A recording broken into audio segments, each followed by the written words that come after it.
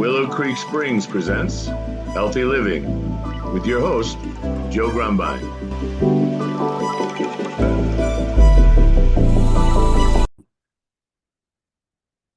Hello and welcome back to the Healthy Living Podcast. I'm Joe Grumbine, your host, and I have with me a couple of very special guests. We have Samantha and Kyle Johnson from the Perfect Chaos Ranch, I think I'm saying that right, and the Free Range Homestead Farm School. And I know I'm screwing that all up, but no, it's all right. You're good. Oh, good. Our last name's actually Thompson. I used to be Johnson though. And now where did I get Johnson from? Okay. My parents' last name is Johnson. All right. Well, yeah. I stand corrected. Thompson is what I meant. And the good thing about this podcast is we could do what we want and mess people's names up. And as long as we don't mean it, it works out great. There you go. Anyways, I met this lovely couple here at a sourdough class that I took about a month ago that my daughter said, "Hey, Dad, I know you're struggling with your sourdough starter.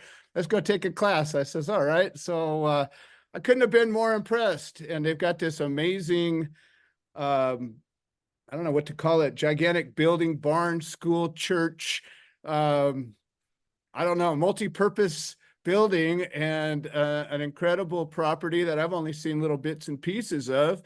And I just said, wow, what a great deal. We got a power couple. You guys are young and you have a bunch of kids and you're all about homesteading and self-sufficiency and old school values, stuff that, I grew up with a little bit. And I know, people a little older than me grew up with a lot, and it seems like it's all gone. And then I come to find out it's not gone at all.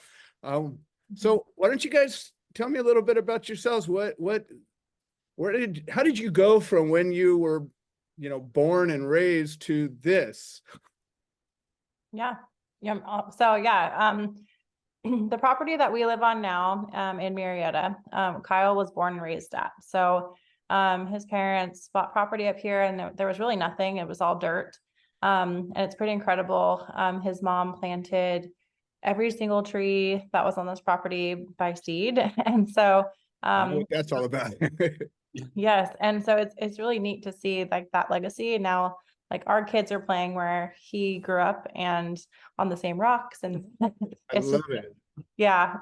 And so, and then my family, we actually lived right down the street. And we, did gardening and horses, and we've had animals pretty much our whole lives for both of us. And so when we graduated, we kind of went off and went to the medical field. I went to nursing school and he was paramedic, and we quickly realized that we were not in the right area. And so there's whole conversations to be had here. There's a lot to uncover in just that. But to take a long story and try and shorten it on that front, we both stepped away from the medical careers. And basically I went into specialty construction. And at that pretty much right around the same point, Sam was getting ready to give birth to our first daughter. Mm-hmm. And so she took on the role of homemaker and really did such a fantastic job at that. And we lived, for the first majority of our marriage, we were in just the normal track home setting, but the amazing part was Sam was always able to pull the garden there, the chickens, calling the HOA to be like, "Hey, it says domestic birds, chickens are domestic, right?" And they're like, "Yeah." And she's like, "Cool." Hangs up. I love it. We always had a garden. We always scaled what we had available to us wherever we were living at. When eventually we had the chance to come back up here, it was just that freedom of having the space to do what we'd always been doing at scale back. Right. Seems like a dream. When you guys can you take yourself back to that moment where this became available to you? Yeah, it was hard. We'd just gotten ready to move back from Georgia. We'd done a very small little stay in Georgia. We loved it out there. But with everything going on in our family, we needed to be out here with family. Mm-hmm. And the conversation came up, and it was at the same point that my parents were retiring. They were getting ready to move out of state. But again, this was a childhood home that I had grown up in. My dad had built by himself. He had done remodels and additions with me as I grew up. My grandfather lived here. So it was just, it's a hard place to kind of walk away from. And so to be able to transition that to us seemed like a great deal for them. We're actually in the guest house that we built for them so that they have a place to come out. They get to see the grandkids. They always have, a home back where they wanted it. But that moment of like, oh man, what are we going to do? Was beyond our chickens in our garden, what are we going to do? And that's kind of what started into Sam wanting her first dairy cow. I think that was kind of the first gateway point, was the excitement of getting a dairy cow back on the property. Which was, it was never just going to be one. It was always... I was going to say, I don't know anybody that has one cow unless we it's started a with steer. 2. Yeah. I was told it was a dairy cow, and then the other dairy cow was a friend's. There you go. There you go. We Apparently. did. Yeah, that was how we started out. Our friend, she like kind of went in on it with us, and so we got to learn together. And so she would come over and milk her cow, and I would milk mine, and we would cry a lot. And we were like, this is before like anyone had cows in this area, and so we were trying to just figure everything out on our own, and very difficult, but it was very fun. There's not a lot of instruction manuals for cows out there. Not really, no. I mean, now with YouTube there probably is, but aside from that, YouTube is a great school. And I have to say, I am grateful for the people that put out the quality content to teach people how to do things. Like there's so many awesome accounts that do that. Right. Yeah, that first cow came on, and really that then pushed us, raising beef for our family. That was a huge point where it started to be, well, we'll just have, if you have a dairy cow, you're going to end up with calves, which will use calves. Well, we'll raise beef cows for us. And that, I don't know how else to put it other than it was a slippery slope. Well, you guys jumped off the big diving board though. The cows are like, a lot of people go from chickens to maybe a goat, maybe a little pig, and never go to the cow, horse, arena side of things. So you guys just jumped on in, and then everything else got easy after that. The fair point is we both had all of those animals. We've had goats, we had, the chickens, we've had the sheep, we've had the horses. It was just, we already had them, we had gone through that. And Sam brought on like production size, style goats and sheep. Like, whereas when I was a kid, they were pets. Right. We weren't using them for production, but like Sam had dairy goats. So like, it's kind of like when you go through that arc in your childhood of like, oh yeah, I know how to take care of, goats. I understand a goat birthing process in your teens. Like you kind of work through that as a kid.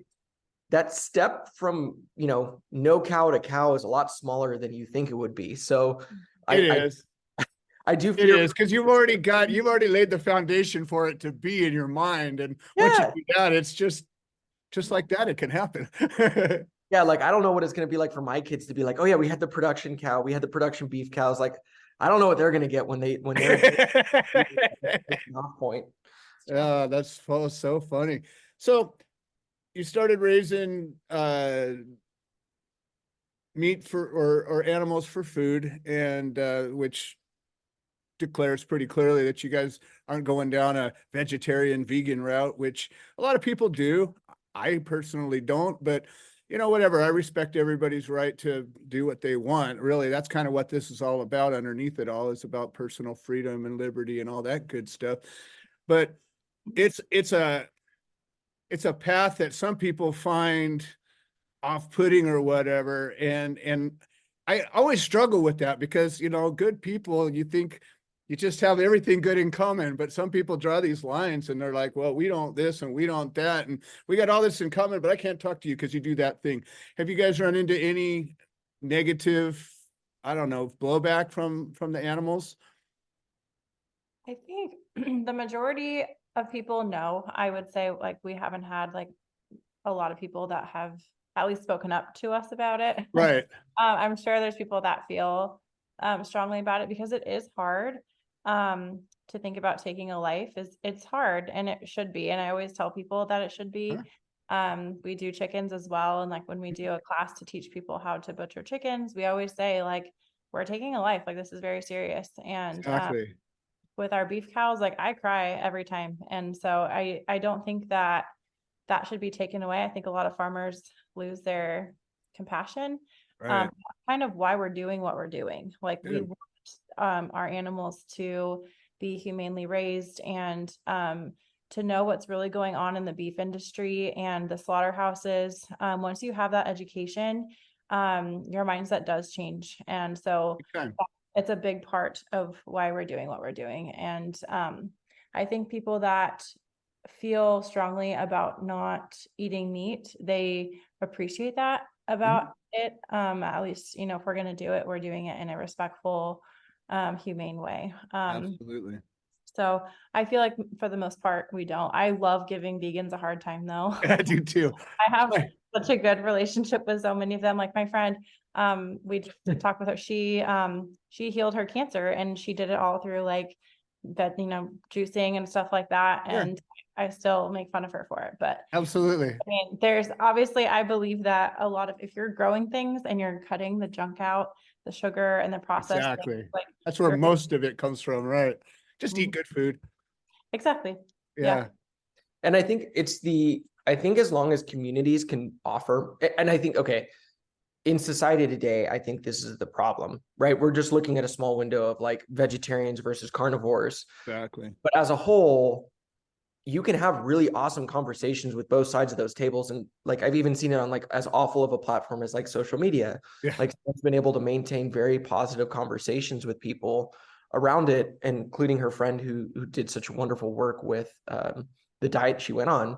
It's nice to be like, oh, wow, that's really good insight. I never thought of that. Like, I think that's great. Right. Because even parts of that you can incorporate into your diet, or, you know. You can disagree and be supportive at the same time. Yeah, absolutely. Yeah, I'm going to totally make fun of you for not using your canines, but like. Exactly. I mean, Yeah. God did give us these things to rip and tear, but I don't know. Yeah. Maybe, It maybe you're wasn't not for into coconut it. Oh, that's so funny. Well, I almost 20 years ago, we raised a steer just so that my kids could experience. I've been a hunter, I've been a fisherman, we had never raised a large animal for that. So we did the whole thing. My kids were 7, 8, 9 years old, and we did it all together, and they got to experience it. And for me, that was, I just wanted them to know, you know, this is how it all happens. This is for real. And I think it was, even though it was a one-time deal, it was, you know, one day when we get to 100 acres next to us, we'll get to do it again. But for now, but I think it's just really important. And I think that's a part of life that, you know, up until about 50, 60 years ago, most families were maybe 1 degree removed from that. Yes. And most families at least had experienced that. And nowadays, you know, people just go to the grocery store and get food, and they don't have any idea about any of it. What's amazing to think of, my dad just turned 70, and he grew up in Santa Monica with his brother and sister in a house in Santa Monica, and across the street from him was an empty field that every year when he was growing up until he was in high school was plowed by a man and a mule. I love it. And he's like, this was Santa Monica when I was growing up. Like I saw that. Uh-huh. And he finally got a tractor about the time it became, you know, affordable to do so, right? Accessible. And he goes, but we knew where stuff was. We knew where we could get produce. We knew where we could do this. And my grandfather grew up regularly processing chickens, and my dad had chickens in his little track home in Santa Monica that when they stopped laying eggs, they had chicken soup. And so he grasped that full circle all through his life. Yeah. And, you know, thankfully pass on to myself and my children, but a lot of families that stopped. Mm-hmm. And now, you know, we experience with selling beef, we experience with doing farm tours and farm school. You sometimes ask people like, hey, where does the meat in your supermarket come from? Right. And they just glaze over, and there is no concept of what Goes happens. from zero to meat in a package. Yes. They don't have any idea. Yeah. And there's that large disconnect, and that is truthfully was scary. It's Mhm. scary to see a society that forgets where food comes from. Especially if you've been to a slaughterhouse and you see how factory farming works and or doesn't work, as the case may be. And people just don't have any idea. And I think if they did, I mean, I always thought, I grew up at probably the last generation of school having some value. There was still trade school stuff in our schools and practical lessons, and you still got smacked if you did something wrong. I mean, stuff that actually stuck in your head. But nowadays, I look at what happens. I see what happened, and I'm so grateful. Like, my daughter's homeschooling her kids, and I see more and more people going, forget about this. I gotta do this at home. And what you guys are doing with the farm school, I'd like to learn more about that. And because I never heard of anything like that before, and I think it's just fantastic. First of all, just to see all these kids, like, as I'm a grandpa, my grandkids are getting to be teenagers. I'm just like lose touch with the generations in front of me.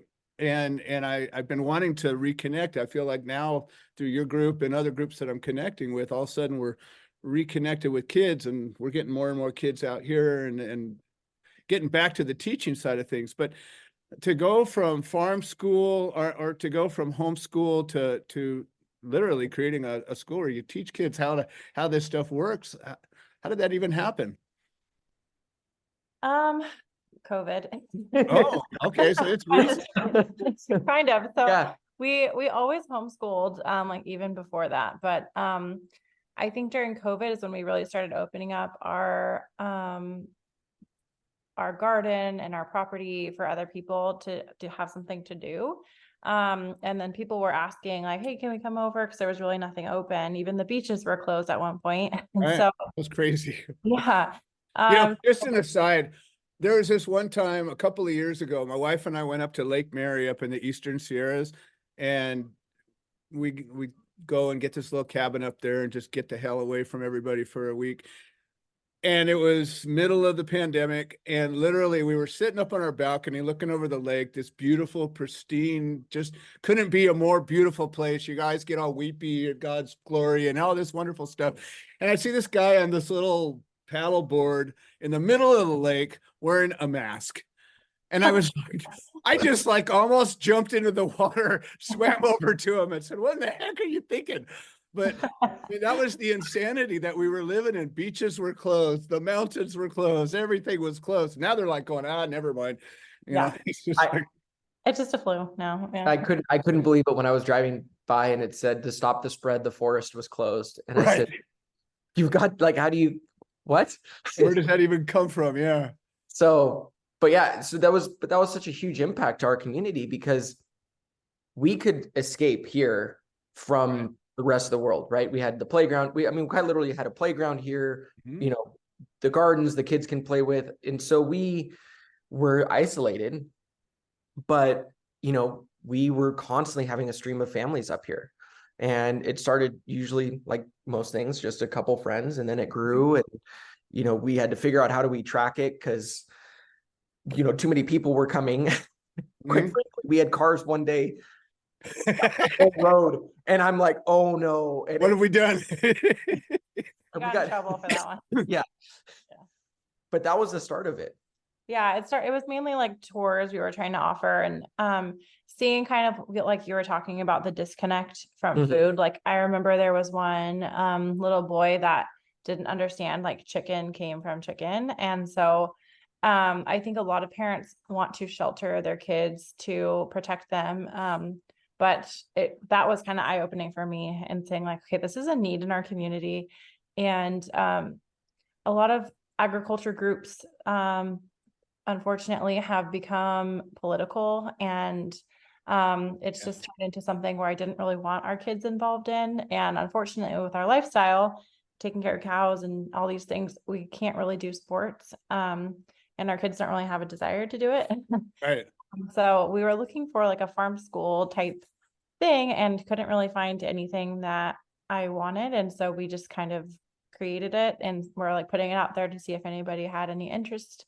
And As it happened. Yep. She puts it out there, like, she had, see if anyone was interested. When she put it out there for people to sign up. We woke up to like 75 people signed up next day. And I was love like, it. oh boy. Yeah. But that tells you right off the bat, there's this hunger for Yes. what you guys are bringing. And, like I said, even, I caught it instantly. You guys have a great community. There's a loyalty, there's a family, it's a family vibe. That's a, the same thing that we're working at creating out here is just, everything's become so fractioned and so political and so opinionated and so polarized. And if you're this, you can't be that. And if you're this, but every family dynamic has all this stupid stuff and everybody overcomes this and puts up with that. And guess what? You can. It's called the human experience. And, it can be pleasant as well as, putting up with that thing that you don't want to, just like life, and I think that that's so important is that kids get this life experience. And when you talk about sports, I mean, farming is a sport. I hate to break it to you, but it's a competitive sport. It's a group activity. It's a solo activity. It's all of those things. And, it's the best workout you ever get because you not only get tired, but you get something done at the same time instead of moving pieces of metal over here and there. So I've always laughed at people that go to the gym as well as vegans because I'm just like, well, I could get just as tired as you, but I look at all the stuff I moved, It's like, I know. I always tell people, if you want a free membership, come up here. I'll have you move our hay bales and exactly. you can tractor tires and all that. Like, that's the thing. It's like the things you look at the gym, you're like, wait, this is, that was Wednesday. I just did that. Like, what do you mean? Exactly. Yeah. Exactly. Yeah. I got I chased mean, up the fence, Yeah. so how many students do you guys have? So you just do farm school, what, Wednesdays and Thursdays? Yeah. In the evenings, we have our evening group on Wednesdays and Thursdays. We have around 250 students, but their families come too. Their parents or grandparents come. And it's funny, actually, a lot of the times the parents or grandparents are because it's not a drop-off program. They have to like be there to learn with their kids. Yeah, that's fantastic. Yeah. And we noticed there was a huge disconnect with just phones and people being, trapped into technology. And so when they're at the barn, we don't have service. And so they have to be included. So it's kind of cool. And when we did our beekeeping unit last month, like the parents are kind of getting in there and really getting to be involved too. So it's nice. It's a fun family activity on Wednesdays and Thursdays. And then we also have just our separate adult classes, like you went to the sourdough class. And yeah, just getting people together to learn and see, just, it's not like a full class, but just like a very like basic, let's see what you're interested in. And then you can dive deeper. Just even like with our canning class that we did, I just try to teach people like, it's not scary. You can do it. And then they go off and they can do it. So it's, that's what we got going on right now. So you're having 400 people every Wednesday and Thursday up at your place. Wow. Yeah. That's impressive. That's fantastic. So how many years, like one session of farm school, how long does that last? It's basically a school year. Okay. So it's 2 semesters. So we start, orientation is usually at the end of September, and then the last week of September, and then it goes through till December. We do our winter break, and then it picks up in January until the end of May. So it mirrors a school year very closely. And it works really well. Keeps us at least on track. Oh, I couldn't be more impressed. So what you guys have going on is, you guys have a level of professionalism that, it's a hard balance because you got people just do-it-yourselfers, entrepreneurs, and they figure it out. Like I'm a figure it out guy. And sometimes I figured it out a little different than the other guy did, but I found out my way works. So you might want to try it. And, it is what it is. But a lot of times when people do that, you just have hillbillies with their hillbilly stuff. And my wife just hates that. She's like, we're not going to be Tijuana. And I'm like, no, we're not. I'm just starting. I got this thing. Let's see if it works. And then we'll get a nice one later, and so we constantly have this balancing act. And, but there's a level of professionalism, the way that you guys run things, that I just want to take my hat off to you. In the small amount of time I've known you guys, I'm watching the things you guys are putting out, even your potluck. It was just done with a good level of organization and professionalism. So I was going to get to that part. So Thank you. I as a appreciate it. couple, usually one member has strengths and the other one has strengths, and the two generally complement each other. And but the one's strengths is usually the other one's weakness, and vice versa.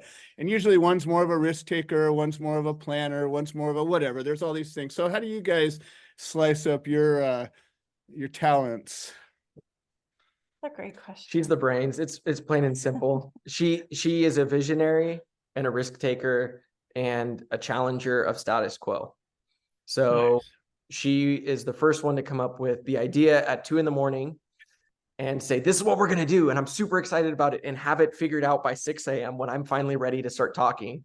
I love it. I have that brain too. So it So seems like you've got a lot of my wife's stuff in there.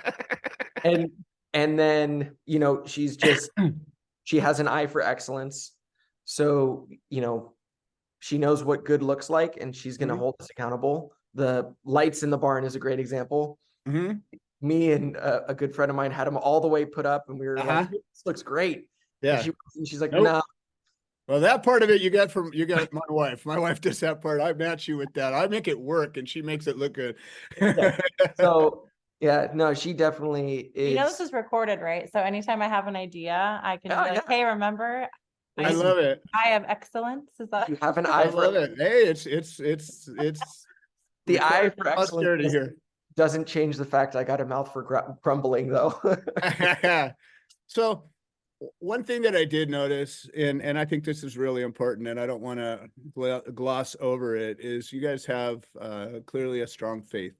And I feel a strong marriage. And that was one thing, you know, my wife and I've been together for 27 years. We've been through a lot, but I always thought that was one of the reasons that we got put together, was just to demonstrate you can do it. You know, a good marriage can be amazing and wonderful, and it's not always fun, and it's not always pleasant, and it's not always fun in games, but it's always worth it. And it's always, I can't think of a better way to go through life than with one person who just really gets you and is you for that, for all intents and purposes. And so I caught that right off that. I mean, obviously the church in the middle of your school might be a little bit of a giveaway, but I just thought it was amazing that, you know, to be able to integrate faith with something that's so practical and so important in just day-to-day living. Yeah. So in this world of polarized people, and in this world of, you know, de-religioning and faithlessness and all these things, how do you reckon this? I mean, my guess is that you're just attracting people that find what you do important and appealing. But do you ever run into that as an obstacle? I think, yeah, like our culture as a whole doesn't really even appreciate marriage as much these days. And so I think it's definitely challenging. We've known each other since elementary school. And so like grew up really good friends. Like he was like my best friend. And he would like ride his bike over to my house, and we have a lot of good memories together as friends. And so when we started dating, I was 17. And we got married really young, which is also not really common. Right. So I was 20 when we got married. And so, yeah, we've done a lot of life together. And thankfully, actually, I found the Lord in high school. I remember we were like in our group, there was a kid that was like sharing the gospel, and he like handed out these little like blue, or what are they, orange New Testaments. And I remember like we made fun of him, and I like still to this day I remember that. And he was planting seeds, and I like have that little Bible, and I had it, put it in my tennis bag. But I ended up finding the Lord in high school, and he was the first person that I shared with. I'm like, look, like there's like more. And he grew up very like At best, you would call it agnostic. Yeah. In reality, you'd probably call it atheist. Okay. So we had a lot of good conversations, probably very deep for many 13-year-olds to be talking. Yeah. Pretty much, I'd say, yeah, that was a huge Yeah. majority of our conversations. really okay. Yeah. So we kind of had a really strong, just relationship with each other from the very beginning. And eventually he came to the Lord after we were graduated. And so that's kind of our, like, a very small glimpse of our testimony. But in our marriage, we've always we try to put God first. And there's obviously seasons where it's harder to do that. And it's, we've been through a lot of stuff. And especially when our son, I don't know if you know this, but he got kicked in the head 2 years ago, actually. This Saturday will be 2 years. Wow. And so when that happened, that was that's a faith shaker right there. How could you? Yeah. And so we watched him almost die, and he had to be life flighted, and he had surgery. And there's just, when you're so tired and exhausted, and when your child is hurt or sick, it's really, really hard on a marriage. And there were times where I didn't know if we would even make it through it. And I'm like, he's all I've ever known. But it was very, very hard. But I think when we go through these hard things in life, and we're honest about it with people, and asking people to pray for you, and, really walk alongside that and talk about these things, that's when you get stronger. And so when every hard thing that we go through, I know we come out of it harder, or, in a better place. Couldn't agree with you more. It's I wish there was a better way or an easier way or something like that. I don't know. I guess, our point of view is just not infinite. So we're stuck just only seeing what we can see. But my goodness, the pain somehow equals learning. It is the message. When she brought up that when I accepted the Lord after high school, I was mentored by a dear friend of ours who's actually our equine vet. Okay. He brought me through First Peter. It was the first book I actually can truthfully say I read in the Bible. Mm-hmm. And in there, it very clearly says in First Peter chapter 1, it says, though now grieved by various trials to test the genuineness of your faith, that it would be refined more pure than gold and silver. And to me, it's that reality that, one, it appealed to me immensely because in certain translations, it says prescribed. Right. It's administered with care and at times, and that it has a purpose, not just for our misery, but that at the end of that we come out of the whole trial. And sometimes those trials, I hate to admit, are lifelong trials. Yeah. Or it seemed that way anyways. And there's certainly trials where you're like, man, this is a really tough time. And then there's others where it might be a lifelong trial. Right. The ultimate fact is, at the end of that trial, it's not for the betterment of you to be a better individual or X, Y, and Z. It's truly that the genuineness of her faith is refined to be more pure. And that is really an amazing thing to reflect on, to think of that at the end, that this is for my benefit to be found, be changed and altered and made pure. It's beautiful in that concept. That's the whole plan. And it's, again, not easy. No. But in marriage and in farm school, in our ranch, there's, as Sam said, this is what we know, and this is what I could never do this alone. No, I would have to agree with you there. I don't know how solo farmers do anything, because it just seems that no matter what, if I didn't have her picking it up, fixing it, remembering it, whatever it is, there's just always one of us is always only barely half of it if you're lucky. And that's the thing, is it's not just the physical, it's not just the literal hard work on a farm. Yeah. It is also the mental toll of hey, don't forget we need to do this, right? It's time to order our seeds. It's time for the garden to be started, as I'm totally distracted with something else. Exactly. And it creates this great product at the end. Mm-hmm. So we don't have a whole lot of time left, but I knew this was going to happen, and I'm hoping that you guys are having a good time, and we'll do this again.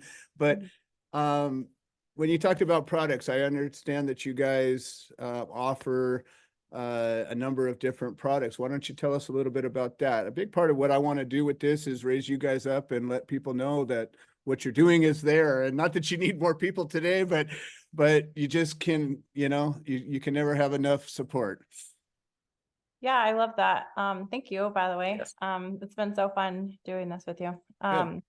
But yeah, it's funny because I always tell people like local is such a broad term, like is it Right.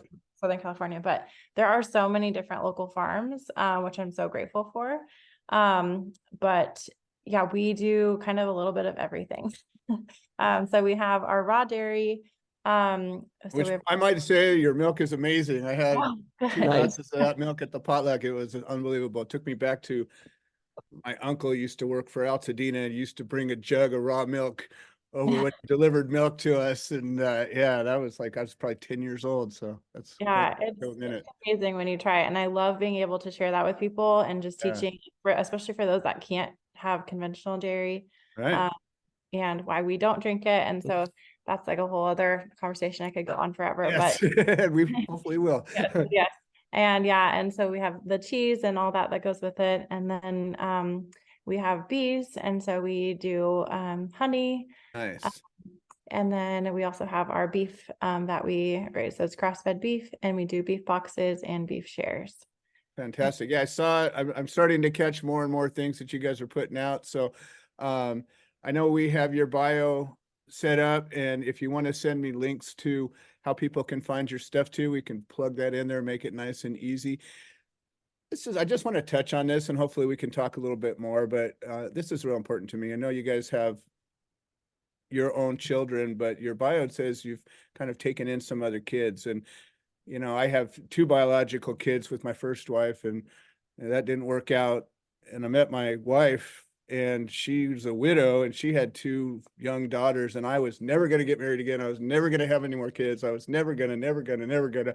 Next thing I know, I meet her, and less than a year, we're getting married, and I raised her kids, and they were my kids, and I never even adopted them. I just said, I just love you. I'm going to raise you, and we're good. I don't need a piece of paper. And so I appreciate that in a way that a lot of people can't even understand, but there's something that I have a connection to my children that I raise that's different and in some ways deeper than the connection I have to my biological kids, which I didn't spend as much time with. So tell me a little bit about that. Yeah. I think it's really the opportunity is surprisingly close to home. People are called to all different fields when it comes to fostering, adopting children. For us, it was families that found us and needed us, and we said yes to. And those kids are like kids to us. I mean, it's hard to find the difference. So here's the best example I have. Any parent knows it. Before you had kids, a kid would come to you with a booger or something, and you're like, oh, yeah. Right? And then you have your first kid, and it's just instant wipe it off, right? Even think about it. Yeah, exactly.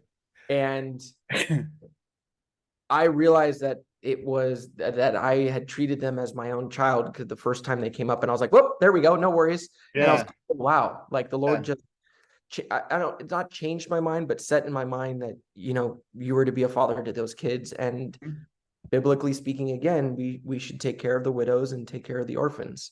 Yep. And it's always been a spot that's on our heart, and it's something that we will do. And it's sometimes that is seasonal for us. We've had kids for as short as a weekend, helping out other foster families, and we've had them as long as years. And Yeah, we also have ages. We have all the way from 20, almost 21. 22. We had 21 Wow. down born. So yeah. Yeah.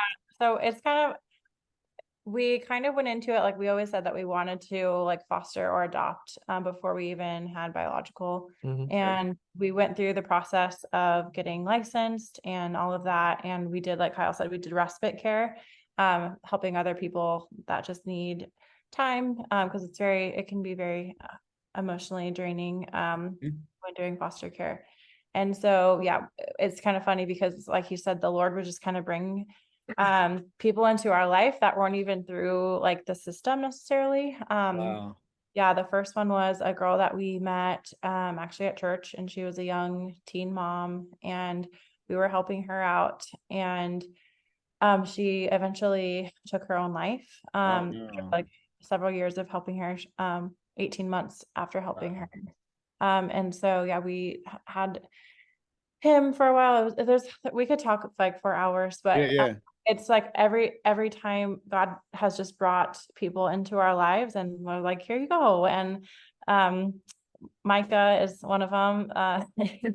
He lived in his car when he was 17, and I found him when we were hiking.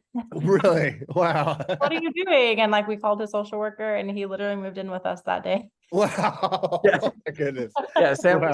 found him on a trail, Mhm. brought him home. Wow.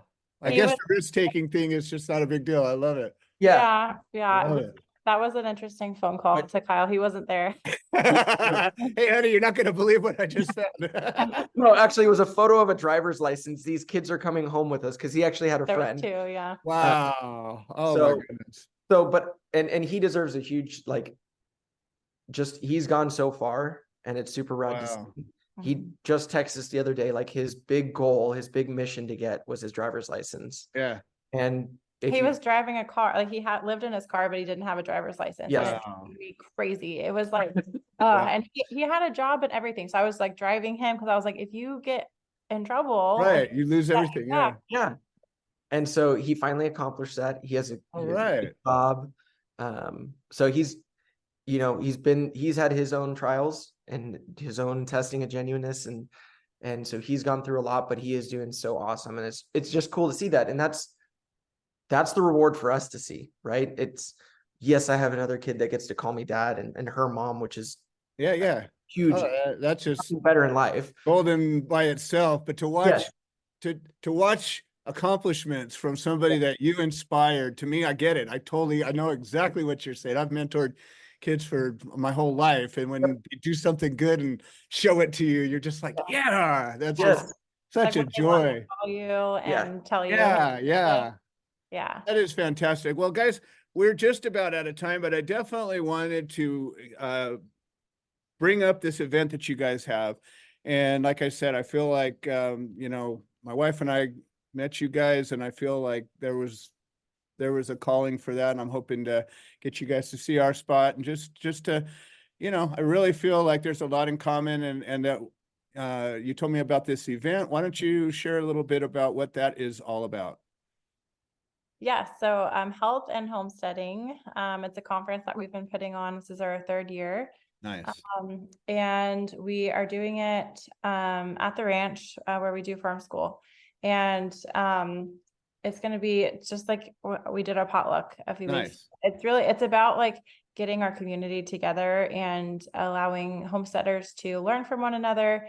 But instead of like these like one specific class, you can choose different topics. And so we have various speakers from all over our community that are sharing things like chicken processing and raising chickens, the backyard gardener.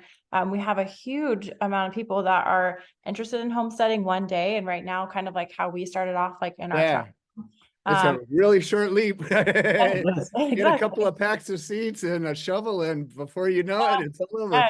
Get some quail in your garage like we did, and Yep. eggs and meat. And so, yeah, it's a bunch of different topics from different people and their specialty. And so even like sourdough bread, it can really be for anybody that wants to come, whether you're a seasoned homesteader or you're just wanting to come and check it out. And the cool thing is everyone's doing it with health in mind, because Right. you can homestead in an unhealthy way. Sure. Um, Do anything in an unhealthy way if you do anything in an unhealthy way, totally. And so we want to just encourage people to be like, hey, this is one way you can do it. We think this is a really great way, and it's a really good way to holistically think about it from, how you're treating your body to how you're feeding your body. Yeah. And so I think it's just Fantastic. covers all of that, and it's for everyone from, if you got a big piece of property or you're in an apartment. I mean, we've had people in condos figuring out how to do vertical gardens, and I'm like, I Do love anything if you set your mind to it. Yes, You really can. absolutely. You don't have to stop just because you don't think you have the space, because And you people don't have to grow everything. You can grow a couple No. of things and just get to know them. And then before you know it, you realize you got to move out of that condo and get some land. Yes. And you got experience for when you do have land, if that's where you want to go. So Yeah. I think it's awesome. Even like people that are wanting to trade things, like Yes. even like if you live in a condo, Oh, yeah. our friends do, and like their goal is to eventually move and have a farm. But right now they're doing the tower garden, and they're doing work Nice. farming, and so they can exchange different things, what they can do at their house. So it's really, really a neat community. It's a fun day. You're kind of filled with like a lot of information and inspiration too. We have a lot of families that are sharing their story of like how they got to being healthy from, living off of food that God gave us. So I Yeah. love it. Love it.